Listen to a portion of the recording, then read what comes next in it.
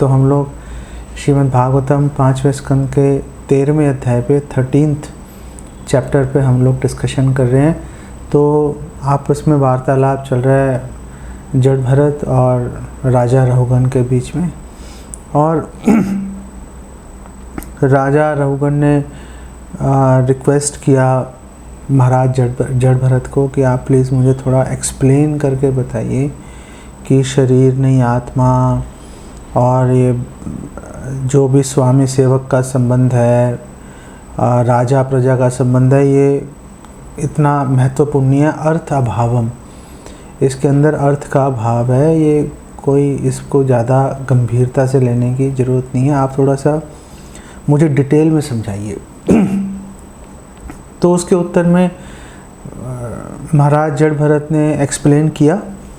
और महाराज जड़ भरत ने जो एक्सप्लेन किया वो तो चलो मैं आपको बता रहा हूँ। और एक्सप्लेन करने के बाद आखिर में जड़ भरत ने एक बात बोली राजा को, पूरा एक्सप्लेन कर दिया और फिर बोला कि ये सारी बातें मैंने तुम्हारे लिए बोली हैं, ये सारी बातें मैंने तुम्हारे लिए बोली हैं।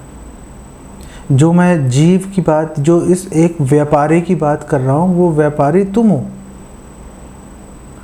तो जो बात महाराज जड़ भरत ने वो आखिर में जाके बोली इस अध्याय के, वो मैं आपको, आपके चरणों में मेरा विनम्र निवेदन है कि आप पहले से ये सोच के सुनो कि ये सारी बातें आपके लिए बोली जा रही हैं। कई बातों आप लगेगा कि अरे ये तो हमारे साथ हो ही रहा है, कई बातें आपको लगेगा कि नहीं हमारे साथ नहीं हुआ, लेकिन या तो आपके साथ पहले हो चुका है, या आप भूल चुके हो, या आगे जाके आपके साथ होगा। कोई इसमें क्वेश्चन नहीं है कि मतलब ये नहीं होगा आपके साथ में।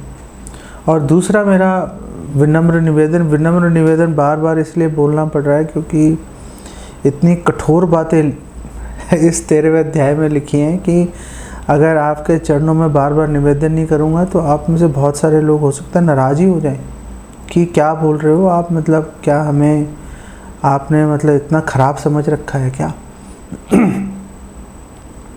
ऐसी भी बात नहीं है जो आप इतना मतलब हमें बता रहे हो, लेकिन बात एक्चुअली में बहुत ख़राब है, बहुत ही विकट परिस्थिति है, हम लोग इस बात को समझ नहीं पा रहे।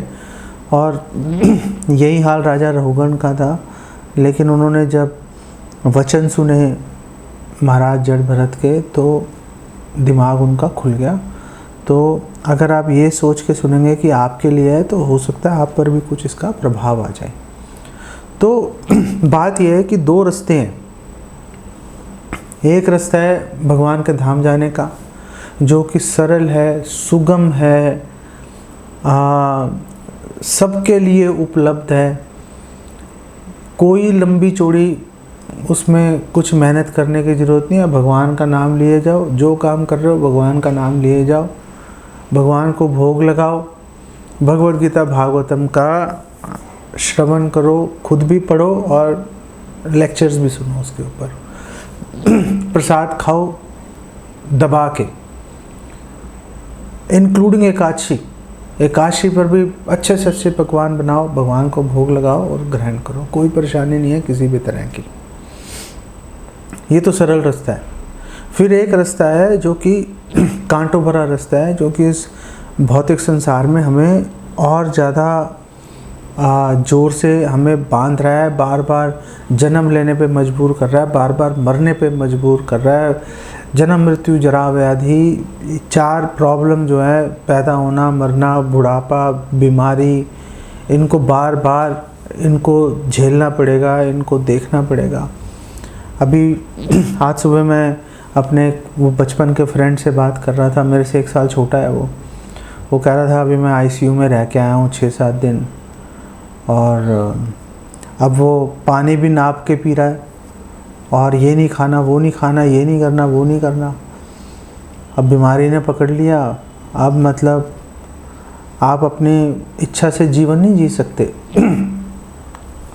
जैसे हम लोग बोलते हैं ना कि हम अपनी इच्छा से जीवन जिएंगे, नहीं जी पाओगे भाई, नहीं जी पाओगे। हमारे कहने से नहीं चलोगे कि हम किसी की बात क्यों माने, कोई बात नहीं भाई, मत मानो, कोई बात नहीं है। आप नहीं मानोगे कोई परेशानी नहीं है, लेकिन आप ये भी मत समझ लेना कि आप जो है पूरा स्वच्छंद जीवन जीते रहोगे मरने तक। नहीं जी पाएंगे हम लोग। हमारे पे 1000 रेस्ट्रिक्शंस, हमारे पे 1000 तरह की रुकावटें लग जाएंगी, और उसके अंदर रहकर हमें सहर्ष वो कह रहा था बस मैं ये चीज़ें करता हूँ, ऐसे ऐसे करता हूँ और आराम से जी रहा हूँ। तो उन रुकावटों के साथ में मतलब जीवन जीना सीखना पड़ेगा। स्वच्छंद जीवन जीने जो है ये हवाई घोड़े हैं, इसका कोई वैल्यू नहीं है। स्वच्छंद कोई नहीं जी सकता।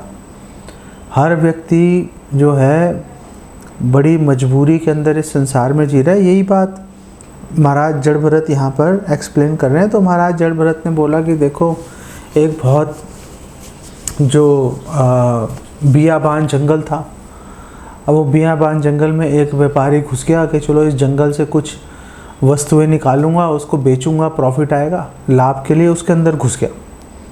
जब उसके अंदर घुस गया तो भौतिक जगत में जब वो घुसा, वो उस जंगल में जो घुसा, तो घुसते ही जो है उसका जो सारथी था, जिस पे उसको बड़ा अभिमान था कि ये मुझे कभी मिसगाइड नहीं करेगा, कभी गलत सलाह नहीं देगा, वो करप्ट हो गया, वो भ्रमित हो गया सारथी। जब सारथी भ्रमित हो गया तो अब वो कहाँ लेके जाना चाहिए, कहाँ नहीं लेके जाना चाहिए, विवेक खत्म हो गया। अब वो जाना सपोज दाएं है, वो लेके जाएगा बाएं, तो अब उसका दिमाग खराब हो गया, तो वो इधर उधर लेके जा रहा है। गंतव्य पे कैसे पहुंचेंगे जब सारथी का जब दिमाग खराब हो गया? तो अब चलो सारथी का दिमाग खराब हो गया, इसको कैसे काबू करें, अभी इसके बारे में सोच रहे हैं। अचानक 6 डाकू आ गए वहाँ पर, और 6 डाकुओं ने क्या किया कि उस व्यापारी के पास जितना धन था सारा धन लूट लिया, सारा धन लूट लिया। और यहाँ पर श्रील प्रभुपाद एक्सप्लेन करते हैं कि ये जो व्यापारी है ये जीव है। जीव का मतलब आप लोग, मैं, व्यापारी का मतलब जीव। आपकी कथा यहाँ पर बोली जा रही है, आप में से प्रत्येक भक्त के बारे में यहाँ पर बात की जा रही है, मेरे बारे में बात की जा रही है। जो सारथी है बुद्धि है, जो बुद्धि है, बुद्धि भ्रष्ट हो गई। बुद्धि का काम था जीव को अच्छी सलाह देना, तो जब बुद्धि भ्रष्ट हो गई, बुद्धि का काम था सही सलाह देना, वो सही सलाह अब देना बंद कर दिया बुद्धि ने। जब सही सलाह नहीं दे रहा, मंत्री बेकार हो गया, सारथी बेकार हो गया, अब जीव क्या करेगा? तो ऊपर से 6 डाकू आ गए, सारा धन लूट लिया। वो 6 डाकू कौन है? हमारी 5 इंद्रियां और मन। मन इंद्रियों का राजा है। तो मन आया इंद्रियों समेत, अपने साथियों समेत, जितना धन था सब लूट लिया। धन लूटने का मतलब है कि उसको निर्दयता के साथ अपनी सेवा में लगा दिया। ये करो, वो करो, फलाना करो, ढिमकाना करो। 24 घंटे उसको अपनी सेवा में लगा के रखा, और ये करना पड़ेगा, बात खत्म हो गई। अब क्योंकि अब बुद्धि से संभल जाता, लेकिन बुद्धि काम नहीं कर रही। ना ते विदु स्वार्थ गति में विष्णु, भागवतम 7:5-31। यही भूल गए कि हमारे लिए सबसे कल्याणकारी चीज़ क्या है? किसी तरह से भगवान विष्णु से, भगवान कृष्ण से संबंध स्थापित करो और उनको संतुष्ट करो। संबंध स्थापित करोगे तो संतुष्ट कर पाओगे, बिना संबंध के संतुष्ट कैसे करेंगे? आज हम किसी व्यक्ति को संतुष्ट करना चाहते हैं, पहले उससे संबंध बनेगा, विचारों का, क्रियाओं का आदान प्रदान होगा, तो ही तो बात बनेगी ना, तो ही तो संतुष्टता की बात बीच में आएगी। अगर कोई संबंध ही नहीं है तो फिर कैसे संतुष्ट कर पाएंगे? और बुद्धि करप्ट हो गई, सारी बात खत्म हो गई। अब क्योंकि बुद्धि करप्ट हो गई, इंद्रियां मन के साथ आई और उन्होंने सारा धन लूट लिया, तो फिर क्या हुआ? अब फिर जो भी हुआ वो आगे 33 पॉइंट्स हैं, आपको 33 पॉइंट्स के अंदर बताता हूँ आपको आगे क्या हुआ। अब जब सब कुछ लूट गया, एकदम ठन ठन गोपाल हो गया, तो अब उसने इधर उधर भागना शुरू किया बचने के लिए। तो झाड़ियों में घुस गया। वो झाड़ियों के अंदर बहुत ही विषैले कीड़े थे, मच्छर थे, मशिका मच्छर थे, उन्होंने उसको काटना शुरू कर दिया। तो श्रील प्रभुपाद एक्सप्लेन कर रहे हैं, जो मच्छर है ये ईर्ष्यालु लोग हैं। जहाँ भी हम जाते हैं ईर्ष्यालु लोग आ गए हमारे आसपास, हमें परेशान करेंगे, लगातार हमें दुखी करते रहते हैं। और फिर उसको भूत दिखाई देने शुरू हो गए उसको। दूसरी बात हुई, उसको भूत दिखाई देने शुरू हो गए। श्रील प्रभुपाद बोल रहे हैं जो भूत है ये स्वर्ण, सोना, गोल्ड, उसको भूत की यहाँ पर संज्ञा दी गई है, भूत का नाम दिया गया है। जो हर व्यक्ति सोचता है मेरे पास ढेर सारा सोना होगा, गोल्ड होगा, तो मैं ये कर दूंगा, वो कर दूंगा, वो भूत की तरह सोने को ढूंढता रहता है। फिर उसने ये सोचना शुरू किया, चलो धन लूट गया, कोई बात नहीं, मेहनत करता हूँ, दोबारा से धन इकट्ठा कर लूँगा, एक बड़ा महल बनाऊँगा और उसमें सुखपूर्वक रहूँगा। ये वो जीव सोच रहा है। व्यापारी कौन है? जीव है, हम हैं। तो हमने ये सोचना शुरू किया एक बड़ा मकान बनाएंगे, उसमें आराम से हमेशा रहेंगे उसके अंदर।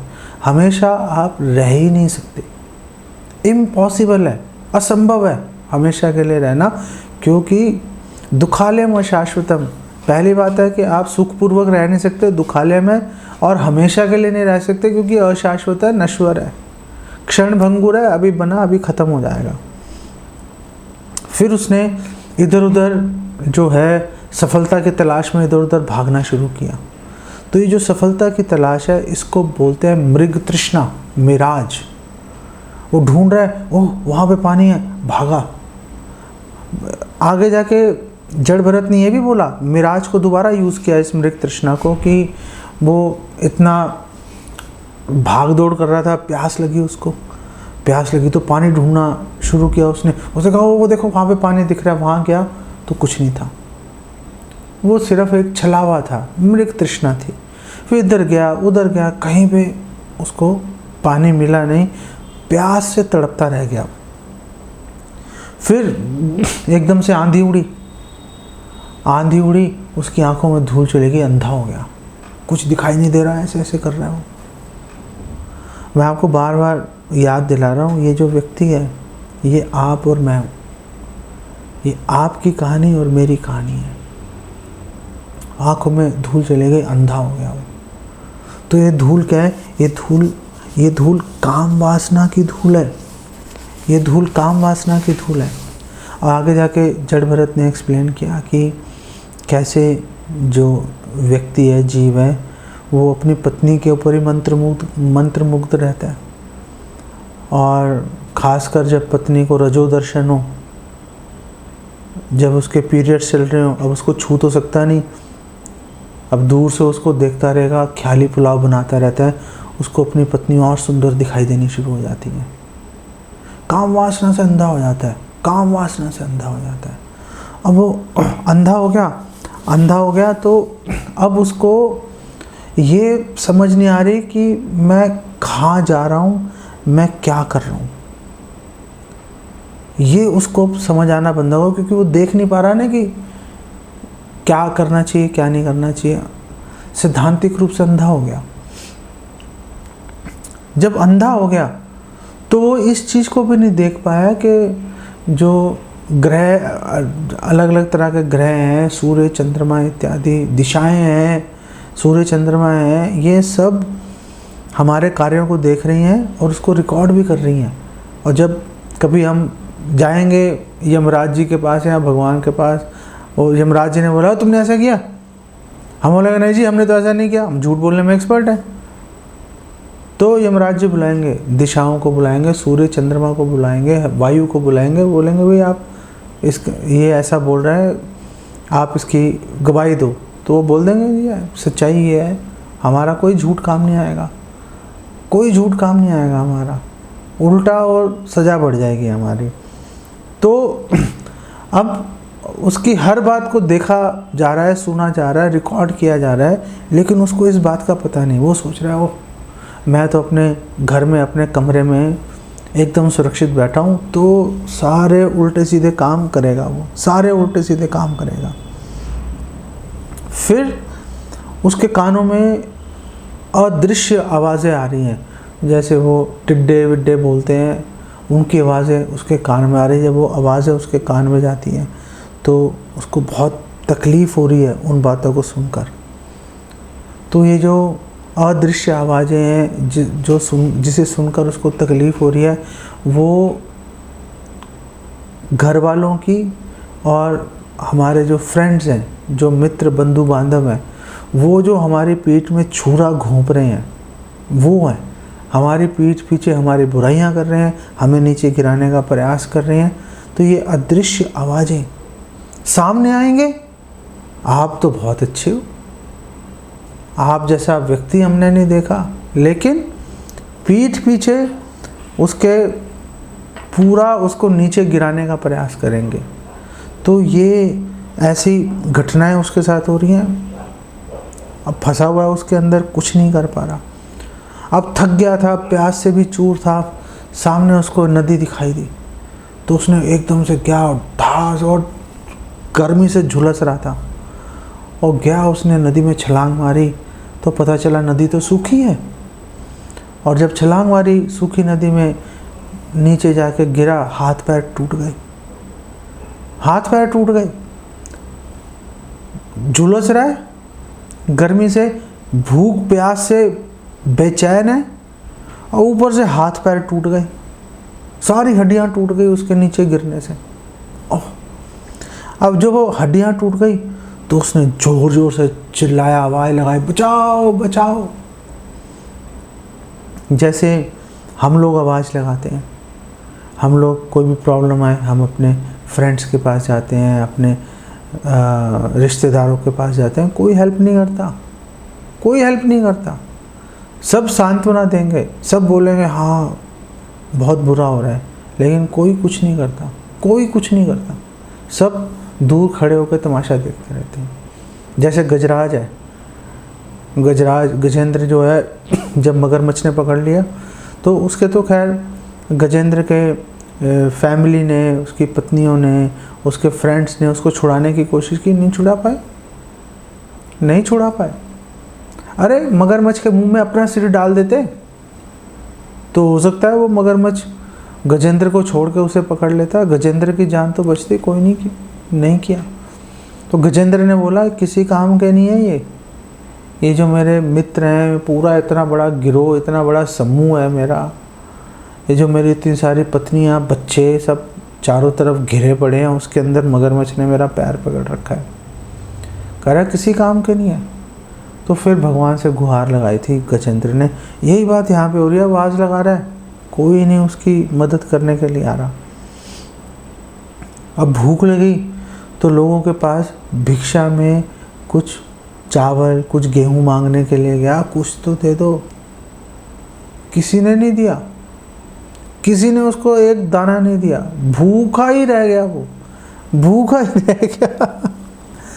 थोड़ा बहुत धन बचा हुआ था, वो राजा ने छीन लिया धन उससे, उस पर अलग अलग तरह के टैक्सेस लगा के। ये सारी जो कहानी है, ये आप अगर भागवतम के 11वें स्कंद में देखोगे तो अवंती ब्राह्मण की आप स्टोरी पढ़ोगे, ये सारी बातें उसमें अवंती ब्राह्मण के ऊपर चल रही हैं। भगवान कृष्ण ये कथा सुना रहे हैं उद्धव जी को, तो आप ये कथा पढ़ोगे अवंती ब्राह्मण की तो आपको दिखाई देगा, अरे ये तो सारा 5वें स्कंद का 13वां अध्याय चल रहा है, बिल्कुल वही चल रहा है।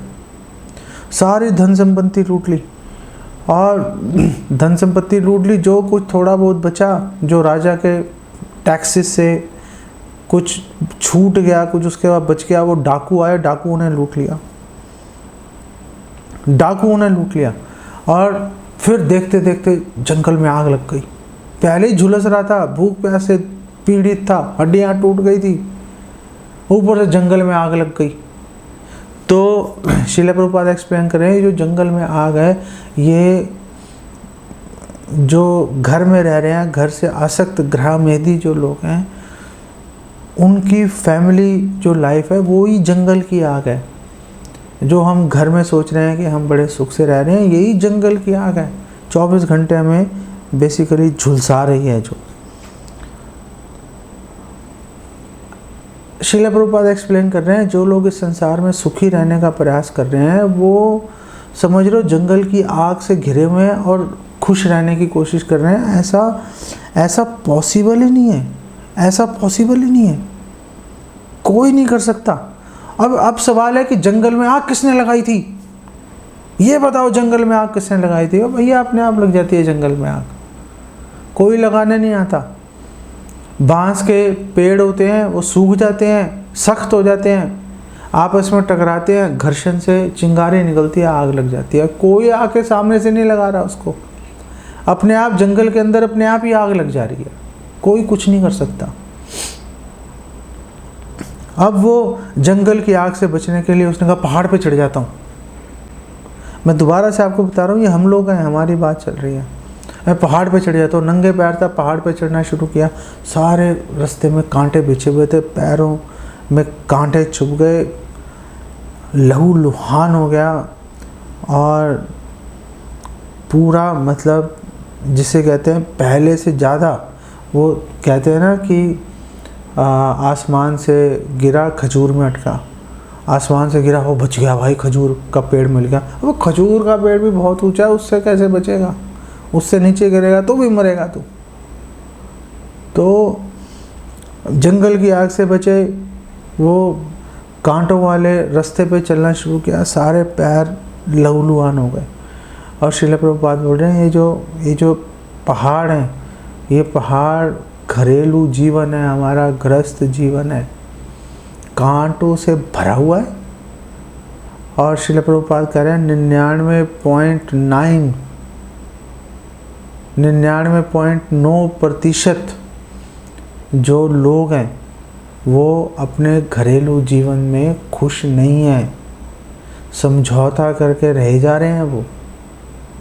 और जिन लोग, पहले बात है कि लोगों को पैसे की बहुत प्रॉब्लम है, जिनके पास पैसा है वो लोग भी खुश नहीं हैं, वो लोग भी परेशानी है, उनको भी बड़ी दिक्कतें आ रही हैं। इसीलिए आप देखो पूरे संसार में तलाक के केसेस बढ़ते जा रहे हैं, लोग डाइवोर्स ले रहे हैं, बच्चे माँ बाप को छोड़ के जा रहे हैं। पाश्चात्य देशों में तो पहले जा रहे थे, अब तो भारत में भी ये बड़ा बुरा हाल हो रहा है, बड़ा बुरा हाल हो रहा है। और ये जो व्यक्ति है ये अपने घर से तो आ सकता है, घर वालों से तो आ सकता है, लेकिन जब भूख प्यास असहनीय हो जाती है तो घर वालों पे गुस्सा करना शुरू कर देता है, उन पे अपनी फ्रस्ट्रेशन, अपनी हताशा उनके ऊपर झाड़ता है फिर वो। और ये हमने देखा है कि लोगों के घर में लड़ाइयाँ होती हैं, गुस्सा किसी चीज़, किसी और बात पे होता है, निकाल देते हैं लोग घर वालों के ऊपर। अब वो जा रहा था आग से बचता हुआ, अचानक सामने अजगर आया और अजगर ने पकड़ लिया उसको, अजगर उसको निगल गया, अजगर ने निगला और उगल दिया उसको।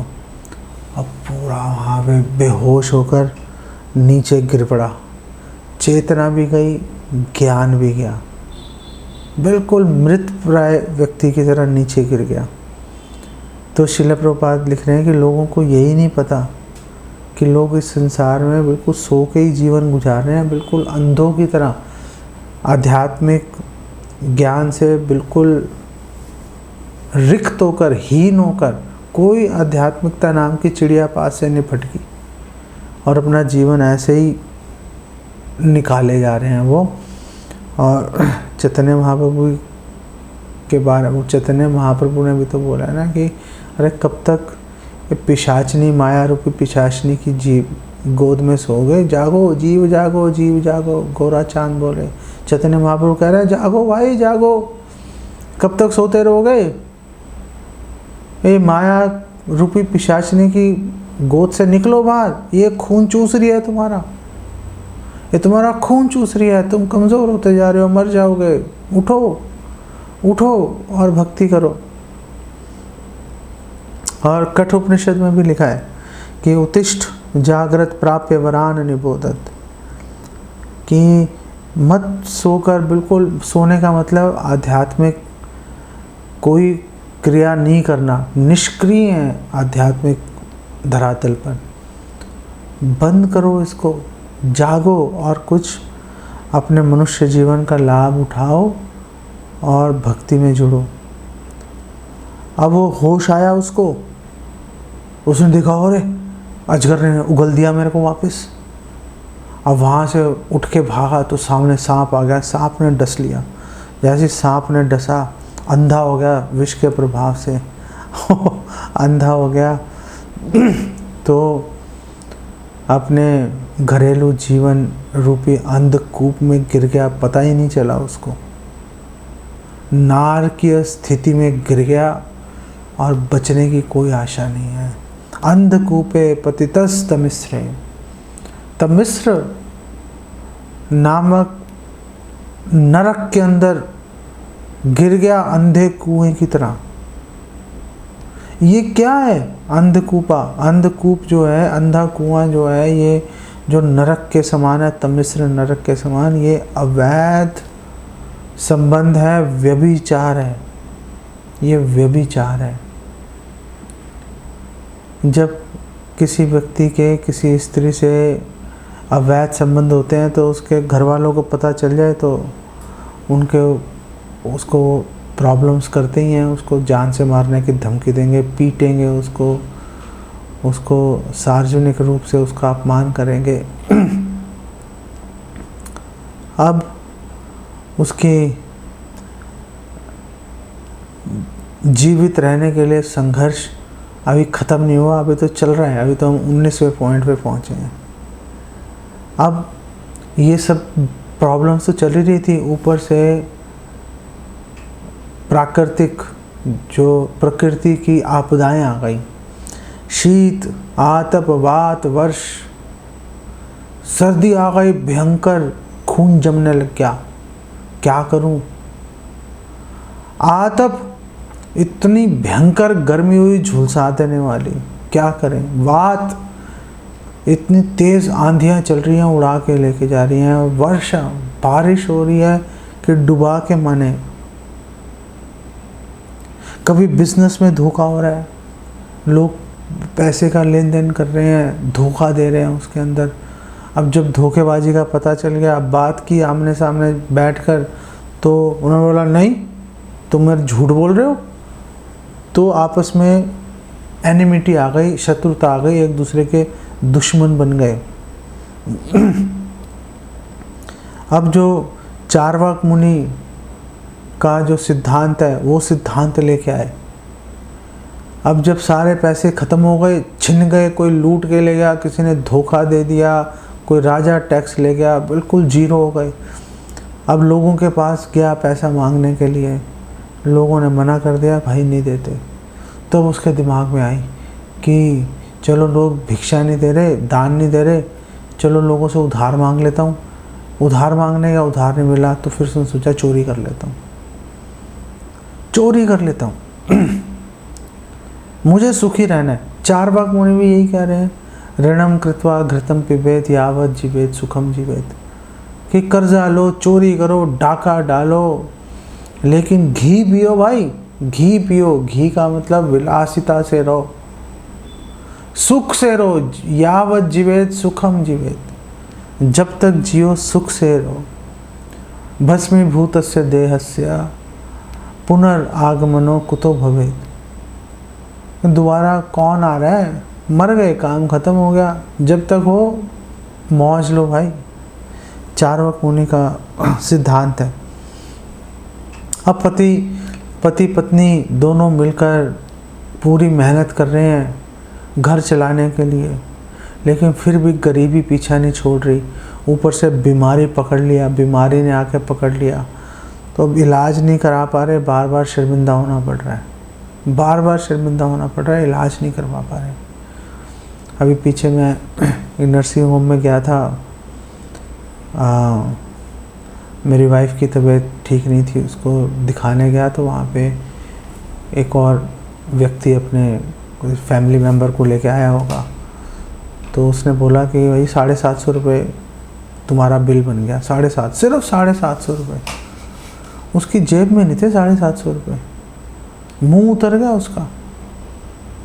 750 रुपये के लिए पैरों में गिर गया वो कि भाई नहीं है मेरे पास। उसने कहा भाई पैसे दोगे तो मरीज को जाने देंगे। 750 रुपये, मतलब बार बार शर्मिंदा होना पड़ता है, बार बार अपमानित होना पड़ता है उसको, बार बार अपमानित होता है, ऐसे ही जीवन बीत जाता है उसका, मरते दम तक बार बार अपमानित होता रहेगा, बाहर निकलने का रास्ता नहीं मिलता उसको।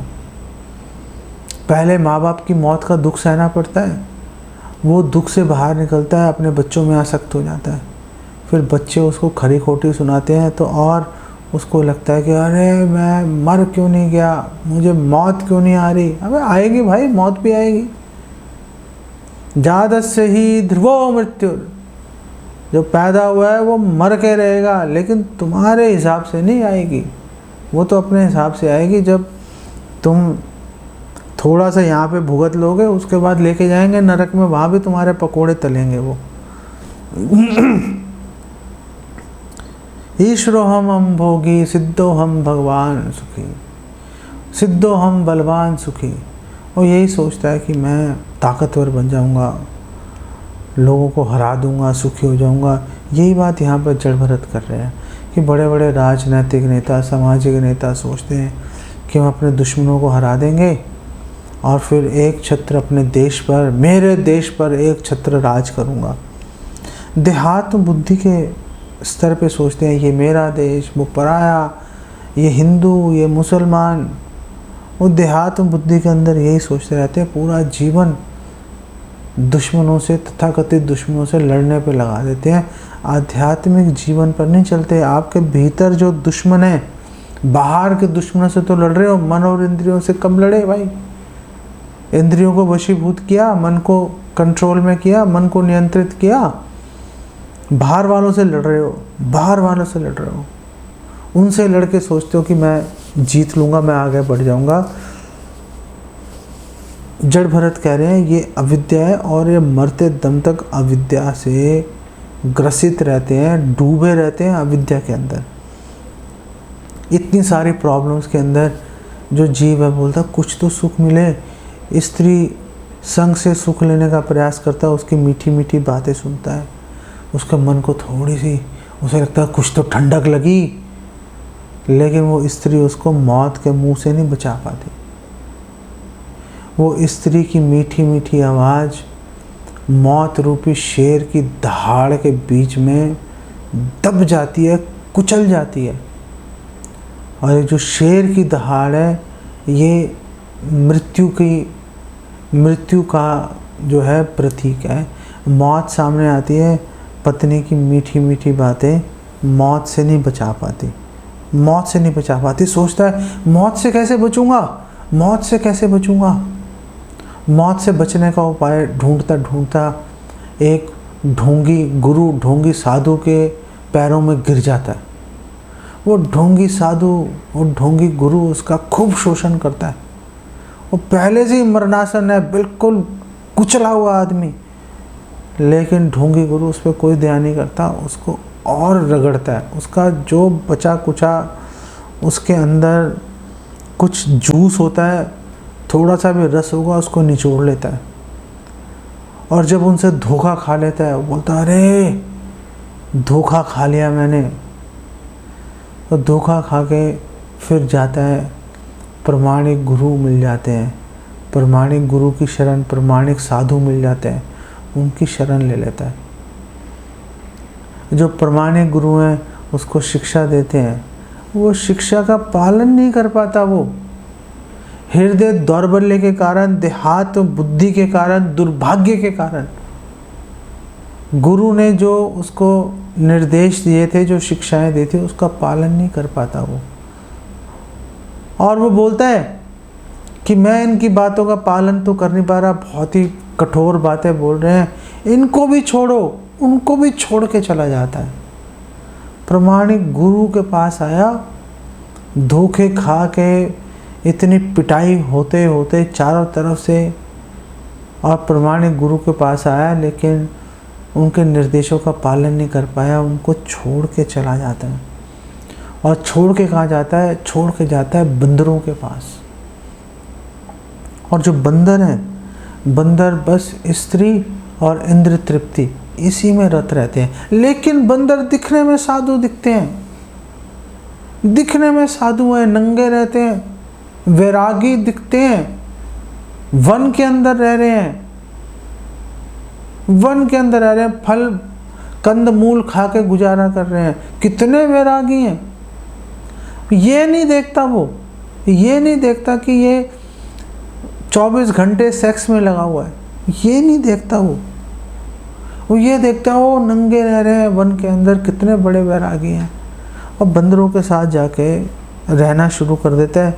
जैसे बंदर अवैध सेक्स कर रहे हैं, अवैध यौन संबंध बना रहे हैं, इंद्रिय तृप्ति करे जा रहे हैं, ऐसे ही ये जीव भी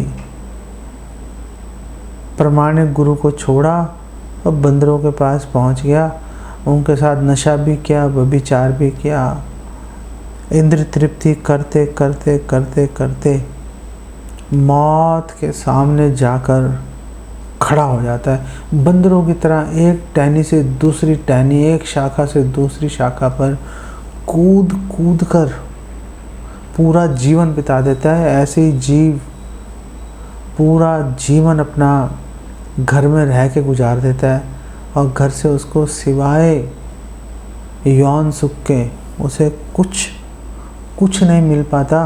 फिर वो असाध्य रोग से ग्रस्त हो जाता है जिससे ठीक ही नहीं हो सकता,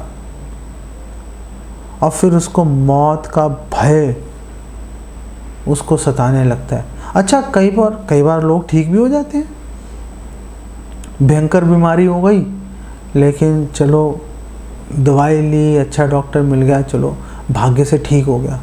ठीक होते क्या करेगा? सेक्स करेगा, इंद्रिय तृप्ति करेगा, और क्या करना है उसने?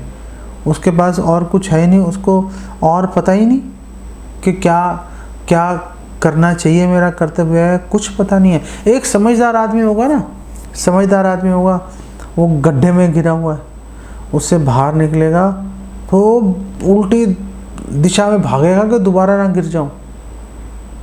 अब वो बड़ी मुश्किल से वो गड्ढे के अंदर गिरा हुआ है, इंद्रिय तृप्ति किए जा रहा है, मौत के पास जाए जा रहा है, कोई बचने की आशा नहीं है, लेकिन बाहर निकल आया बाई चांस बाहर निकल आया। बाहर आके देखा उसने, अच्छा आसपास देखा, फिर दोबारा गड्ढे में छलांग लगा दी कि मुझे यौन सुख तो वहीं पे मिलेगा, वापस जाता हूँ उसी के अंदर, वापस घुस जाता है उसके अंदर। कैसे होगा? ना वेद कश्चना, वो अपने हित के बारे में नहीं सोच पाता, अपने हित के बारे में नहीं सोच पाता। राजा रहुगण का दिमाग पूरा आउट हो गया ये सारी बातें सुन के। अब जड़ भरत ने रहुगण से बात बोली कि ये जो जीव है, ये जो व्यापारी है, ये तुम हो भाई? कभी तुम सोच रहे हो कि तुम्हारे पड़ोसी के बारे में या किसी और आदमी के बारे में बात कर रहे हैं? तुम्हारी बात कर रहा हूँ, ये तुम हो, तुम्हारी बात कर रहा हूँ। इसको किसी और के बारे में ये मत सोचना कि मैं तो ठीक हूँ, मैं तो परफेक्ट हूँ, ये मत सोचना। ये तुम्हारी बात चल रही है भाई, तुम्हारी बात कर रहा हूँ। अगर तुमने सुहृतम सर्वभूतानाम, अगर तुमने सभी जीवों का हितैषी बनना है, उनका मित्र बनना है, उस स्तर पे अगर तुमने उठना है तो राजपाट त्यागो। ये राजदंड जो हाथ में लेके चल रहे हो कि मैं दंड दूंगा, इसको त्यागो, इंद्रिय तृप्ति छोड़ो। जो अपने ज्ञान की तलवार है उसको धारदार बनाओ, उसको तेज करो, तीखा बनाओ उसको। तो रहुगण ने कहा कि ज्ञान की तलवार को तीखा कैसे बनाऊं? ज्ञान की तलवार कैसे धारदार बनेगी?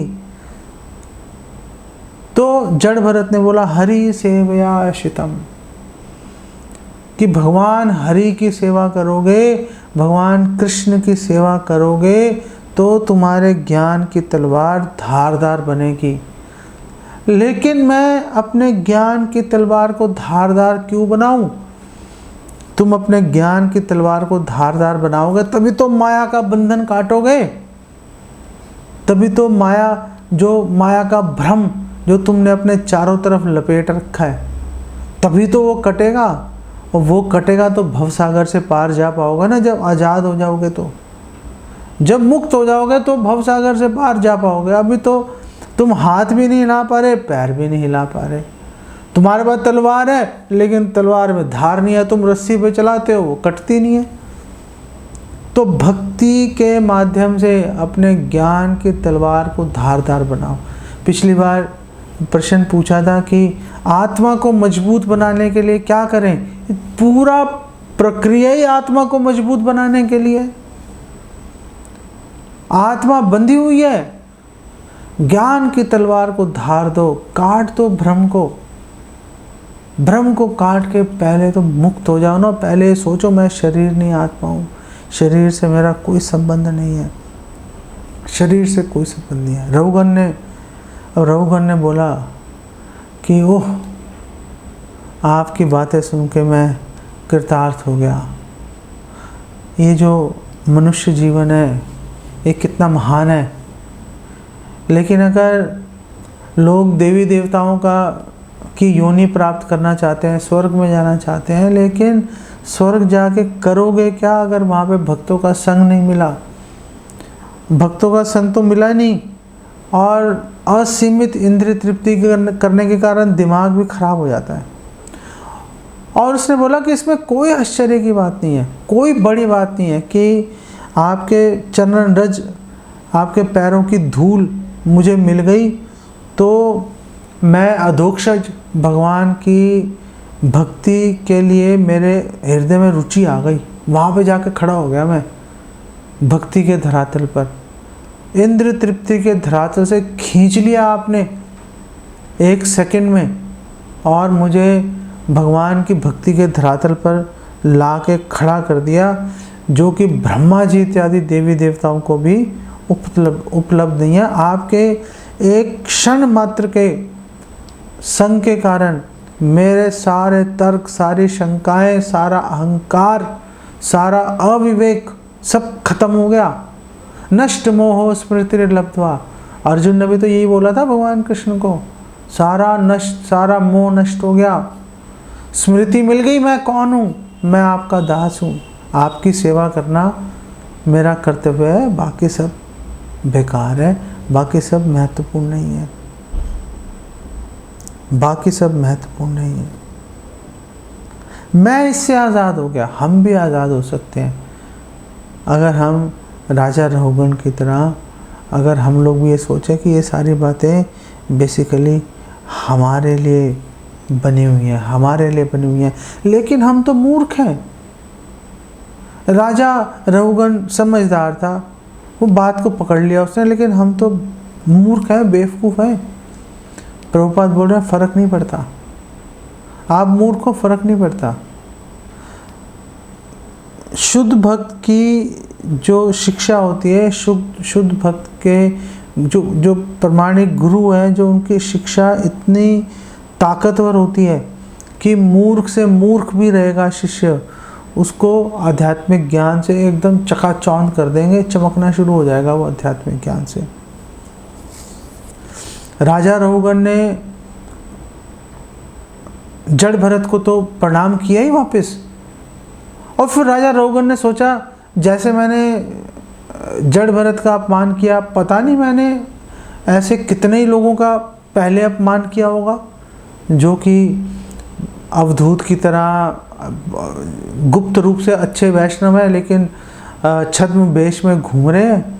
अब मैंने तो पता नहीं कितने लोगों का अपमान किया होगा। सारे वैष्णवों को उसने प्रणाम किया और उनसे माफ़ी मांगी, सारे वैष्णवों को कि माफ़ कर दीजिए मेरे से जो भी गलती हो गई। अब जड़ भरत अपना चले गए, बोला चलो भाई मैंने आपको जो बताना था बता दिया। जड़ भरत वहाँ से चले गए वहाँ से, और यहाँ पे चैप्टर ख़त्म हो गया। तो ये जो प्रसंग है ये बेसिकली सुखदेव गोस्वामी महाराज परीक्षित को सुना रहे हैं। तो परीक्षित महाराज ने बोला सुखदेव गोस्वामी को कि ये बातें बहुत ही सारगर्भित हैं, मैं ठीक से समझ नहीं पाया। परीक्षित महाराज, मैं ठीक से समझ नहीं पाया, आप प्लीज़ मुझे और डिटेल में एक्सप्लेन करो, आप मुझे डिटेल में एक्सप्लेन करो। मैं इसके विषय में और समझना चाहता हूँ, गहराई में जाना चाहता हूँ। तो अब शुकदेव गोस्वामी ने ये जो 13वां अध्याय है उसको और गहराई में बताया, और उस अध्याय का नाम है, वो 5वें स्कंद का 14वां अध्याय है। अगले अध्याय में इन्हीं विषयों को और अधिक गहराई से शुकदेव गोस्वामी एक्सप्लेन कर रहे हैं, फॉरेस्ट ऑफ मटेरियल एंजॉयमेंट। सो अध्याय का नाम है, और आप सब लगे रहेंगे तो हम लोग सुनते रहेंगे, इसके ऊपर चर्चा करते रहेंगे। ये सोचो कि ये आपके लिए बोली गई हैं बातें, इसको जीवन में उतारिए और घर में आसक्ति छोड़िए। अपने इंद्रियों के प्रति आसक्ति, उसको तृप्त करने के जो आपने प्रतिज्ञा उठा रखी है उसको छोड़िए, बहुत हो गया। बीड़ा उठाइए कृत सुहाद्रता, कि भगवान से फ्रेंडशिप बनाएंगे, भगवान की सेवा में जीवन लगाएंगे, तो कुछ आशा है कल्याण की। ओके, प्रभु जी जैसे हमें महाराज रघुन के बारे में बताया, तो इन्होंने भरत महाराज से एक बात सुना और सुनते ही उनका हृदय परिवर्तन हो गया। और जैसे हम देखते हैं कि प्रभुपाद के टाइम पे जो ऋषि लोग थे, ये तो मतलब हमसे भी मतलब अधम थे, तो इन्होंने भी प्रभुपाद को सुना और ये भी एक बार में चेंज हो गए। तो वो भी हम क्यों नहीं हो पा रहे? हम क्यों नहीं हो पा रहे? क्योंकि ये लोग घर में आ सकते नहीं थे ना। इन्होंने मैसेज सुना, छोड़ के आ गए। हम लोग छोड़ ही नहीं पाते घर को, इसलिए फंसे रहते हैं। क्योंकि ये एक ही क्वालिटी कारण क्या वो उनमें की श्रद्धा नहीं। हम भारत में रहते हैं तो हमारे अंदर की क्वालिटीज कुछ है कि हम बचपन से भगवान के बारे में कुछ जानते हैं। हम इतने तो की तरह से इंद्रजित नहीं कर रहे थे जो चीज कर रहे थे। तो उनमें अगर एक गुण है तो हमारे अंदर भी कुछ गुण थे। उन गुणों का कोई वैल्यू नहीं है कि हम प्रभुपाद के ऊपर समर्पित नहीं हो पाए जिस तरह से वो लोग हो गए। अच्छा, मुझे तो अपने में कोई गुण दिखानी काफी टाइम से, लेकिन आप में कि जो भारत में जन्म लेता है वो उसको बचपन से भगवान के बारे में कुछ न कुछ मालूम होता है। तो बात बोलते हैं हर बात की, तो उनका कर्तव्य होता है कि वो पूरे वर्ल्ड में जाके प्रीच करे कि माँ को बोल रहे हैं कि भारत में जो पैदा होता है वो भाग्यवान होता है। तो कहाँ से हम भाग्यवान होंगे? देखो, कितना भी गौरवशाली जन्म क्यों ना हो, अगर उसके अनुसार कर्म नहीं कर रहे तो बेकार है। जैसे हमने पिछली बार भी उदाहरण लिया था ना, नरकासुर का, जो भौमासुर है, कि वो भगवान की संतान है, भूदेवी का पुत्र है, लेकिन उसने उसका फ़ायदा नहीं उठाया, नीचे गिर गया, वो असुर बन गया, तो वो नीचे गिर गया। तो हमने भारत भूमि में जन्म लिया, बहुत बड़ी बात है भाई, लेकिन हमने उसका फ़ायदा नहीं उठाया ना। अब फ़ायदा नहीं उठाने से वो गुण अवगुण बन गया अब। और जहाँ तक वैराग्य की बात है, ये बहुत बड़ा गुण होता है वैराग्य लाने का। घर से वैराग्य लाते ही पूरा जीवन चेंज हो जाता है। घर से वैराग्य लाएंगे तो एकदम से ब्रह्मचारी या वानप्रस्थी बन जाते हैं। सारी जिम्मेदारियों का चिंताएं सारी ख़त्म हो जाती हैं। भगवान की सेवा के लिए 24 घंटे का समय अचानक मिल जाता है। आज की डेट में 1 घंटा निकालना मुश्किल हो रहा है। वो छोटा गुण थोड़े ना, बहुत बड़ा गुण है। और फिर दूसरी बात ये भी है कि प्रभुपाद सामने थे, प्रभुपाद जिसको देख रहे थे, देखते ही डिवोटी बन रहे थे वो लोग। प्रभुपाद का अपना उनका प्योरिटी थी, वो प्योरिटी बुक्स में भी है, लेकिन कुछ हमारे में भी कमी है कि हम अच्छे से एक्सप्लेन नहीं कर पाते। लेकिन ऑफ कोर्स वो लोगों के पास गुण था, और फिर उनको प्रभुपाद की कृपा तो सामने से साक्षात मिल ही रही थी, सारी चीज़ें चल रही थी। तो हम भी उसका फ़ायदा उठा सकते हैं। घर से विरक्ति लेके आते हैं, वैराग्य लेके आते हैं, एकदम से झटका लगेगा, आगे बढ़ जाएंगे हम लोग भी, इसमें कोई शंका नहीं है। हमारा अधिकांश समय तो घर को और घर वालों का पालन पोषण करने में निकला जा रहा है। वो चिंता नहीं रहेगी तो फिर तो समय समय है हमारे हाथ में, नहीं? हाँ तो जैसे हमारे कल्चर में ऐसा रहता है, बचपन से में एक सिखाया जाता है कि माँ बाप को देखो, माँ बाप ही भगवान हैं, उनकी सेवा करो। तो ये टीचिंग गलत है या सही है? नहीं, माँ बाप की सेवा करने से कौन रोक रहा है? माँ बाप की सेवा करो। जो छोड़ के ब्रह्मचारी बन जाते हैं घर बार को छोड़कर, ऐसा थोड़े ना कि माँ बाप की सेवा नहीं करते, जब उनको ज़रूरत पड़ती है आ भी जाते हैं घर पे, उनकी सेवा कर देते हैं, फिर चीज़ें ठीक होती हैं वापस चले जाते हैं अपना भगवान की सेवा करने के लिए। माँ बाप की सेवा करना, ऐसे माँ बाप का क्या फायदा जो हमें बचपन से भगवान की तरफ से ज्ञानी मिली, तो बचपन से हमें बोलते हैं कि भैया प्रेस में दौड़ो। देखो माँ बाप ने तो जो उनकी गलतियाँ रही वो तो चलो अपनी जगह है ही, लेकिन अब उनको दोष देना ठीक नहीं है। पूनम माता जी आप प्लीज़ अपना माइक वो कर लीजिए ना म्यूट। क्या कह रहा था? तो घर वालों की जो हमारे माँ बाप में जो कमियां थी वो तो चलो थी, वो नहीं कर पाया, उनको उनके माँ बाप ने नहीं बताया, लेकिन चलो अब तो आपको पता चल गया। अब आज से क्या कहते हो? आज से अब तो हमें पता चल गया हमारा क्या कर्तव्य है, तो आज से हम कदम उठाते हैं, आगे बढ़ते हैं। अब तो चलो माँ बाप ने जो किया, हमारे 50 साल ख़राब हो गए, अब जो 20 साल हाथ में है लगाओ, उसको सेवा में लगाते हैं ना उसको। आओ चलते हैं मिलके, आप देखो क्या कैसे कर सकते हो, अब कैसे अपने जीवन को बदल सकते हो, क्या ढाल सकते हो जीवन को, प्रभुपाद की सेवा में लगाते हैं उसको मिलके। अब माँ बाप पे दोष नहीं दे सकते हम लोग, वो बात ख़त्म हो गई, वो लाइन हम क्रॉस कर चुके। अब वो लाइन कई साल पहले ही क्रॉस कर गए थे एक्चुअली में। बात ये है कि दूसरी, जैसे मैं भी अपने बच्चों को ना ये नहीं बोल पा रहा कि तुम एक बार समर्पित हो जाए, मतलब कभी मेरे अंदर की यही है दूंगी आपको, मैं डायरेक्टली बोल रहा हूँ। मैं भी बच्चे को बोल रहा हूँ भैया तू पढ़ाई कर, अरे तू भक्ति भी कर ले। तो ये तो वो मेरे अंदर भी ये प्रॉब्लम है आपको, तो माँ बाप की नहीं, ये मेरे अंदर भी ये प्रॉब्लम है कि हम तो नहीं बोल रहे अपने बच्चों को कि भैया पढ़ाई छोड़ भक्ति कर ले। नहीं चलो कोई, एक्चुअली में क्या होता है कि एक बार जब 15-1 साल बीत जाते हैं ना, बच्चा एक सिस्टम में ढल जाता है, फिर उसको निकाल पाना मुश्किल हो जाता है।